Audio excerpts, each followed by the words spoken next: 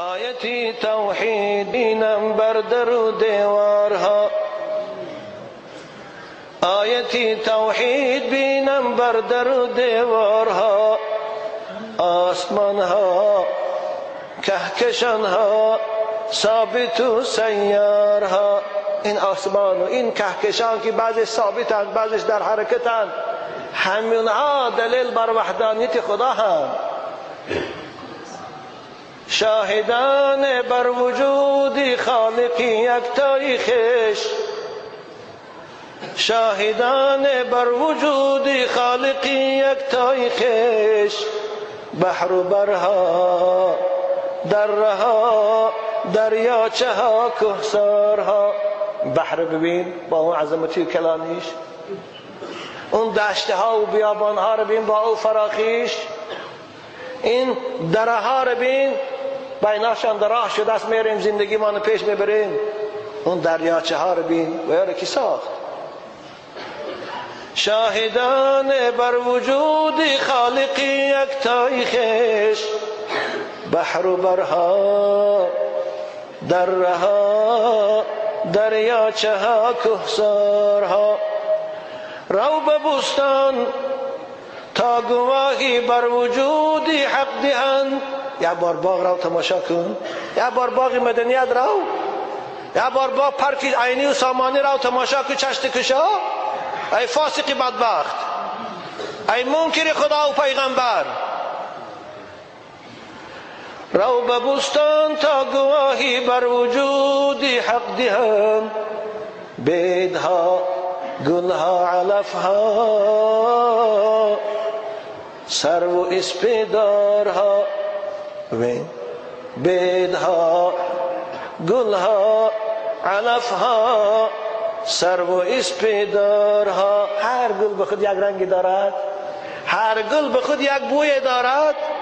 او مگر خود از خود پیدا شد؟ این علفهای گوناگون که در او باغ میبرد خود از خود پیدا شد؟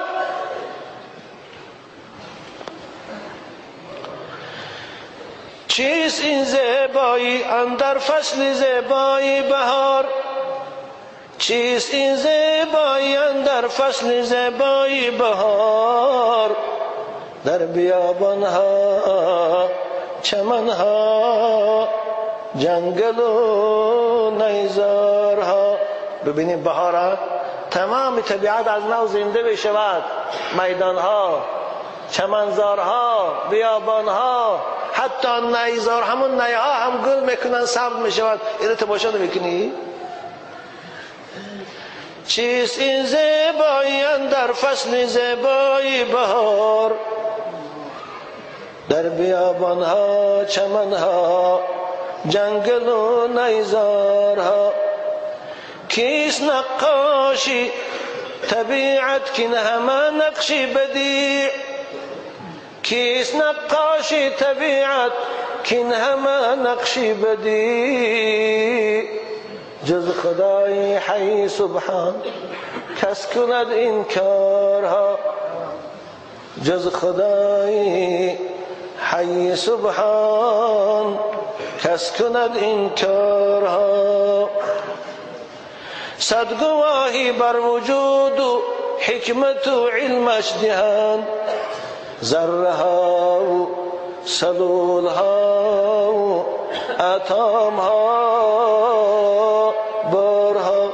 این ذره ها، ذریات های فیزیکی مونیسی، این سلول ها، این اتم ها، همینها شاهد آنند که اونها خالق دارند، آفریدگار دارند، نامش الله است.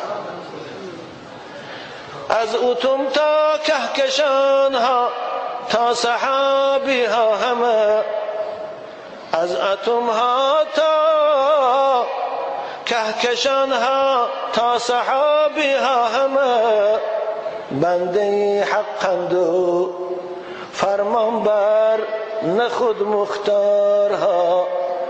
بنده حقند و فرمان بر نخود مختارها.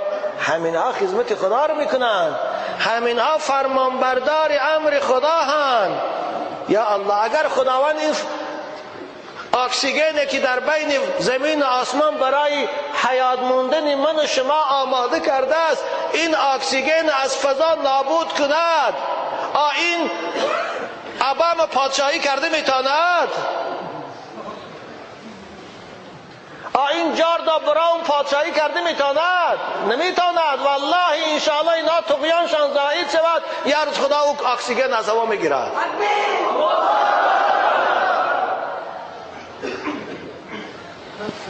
از اتم تا کهکشانها تا سحابی ها همه بنده حقند و فرمانبر نه خود مختارها، نه خود مختار نیستند، فرمانبر خدا هستند.